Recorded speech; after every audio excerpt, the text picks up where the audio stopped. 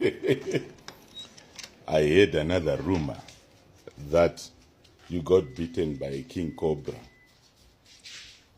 Chuck Norris replies, yes, but after 5 days of agonizing pain, the cobra died.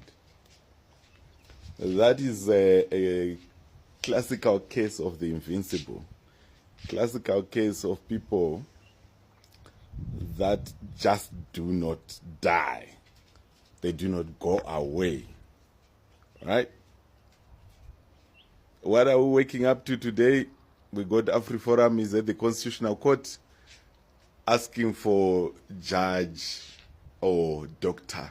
John Hlophe, the leader of MK in Parliament, to be removed from the Judicial Service Commission.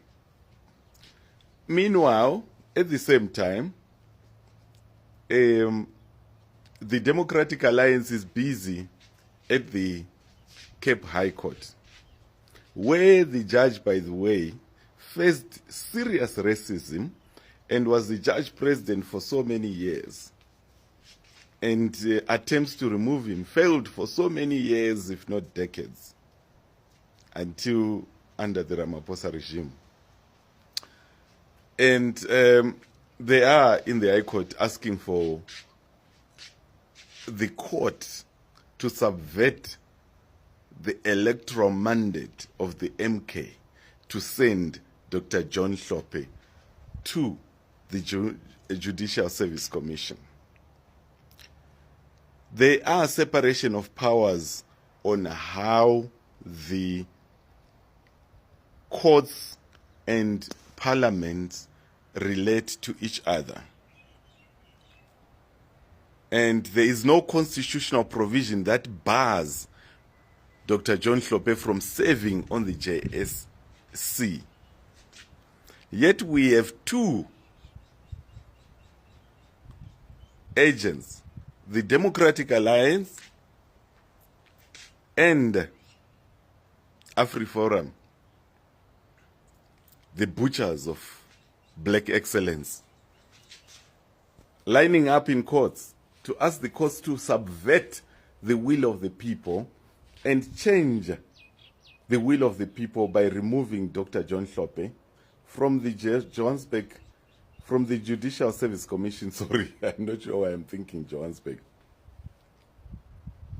And then you say, okay, maybe these people tried to remove Dr. John. They removed Dr. John Hlophe and impeached him, right, as a judge, for saying something like to other judges, "Sestembele kunina."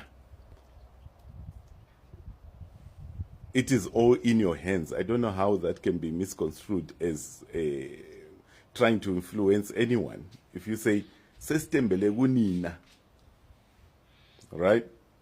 And they removed him. All right, he removed. They even cancelled his pension, they cancelled his pay. They even did the same day that he was removed from Parliament. They had already cancelled his pay. They had already removed him from his office and everything.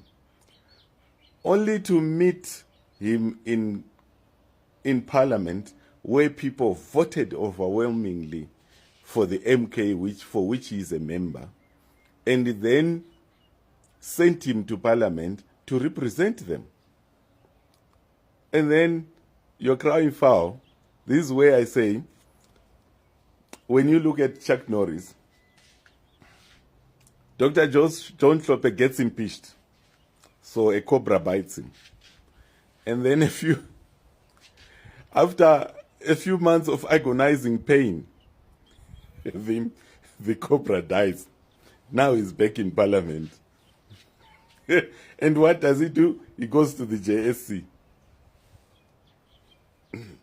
to look those judges in the face and say, okay, are you fit to go there? Right? We've seen that with Advocate Busisiwe Mkhwebane as well. They impeached her, removed her, only to meet her at the Justice portfolio under the EFF in Parliament.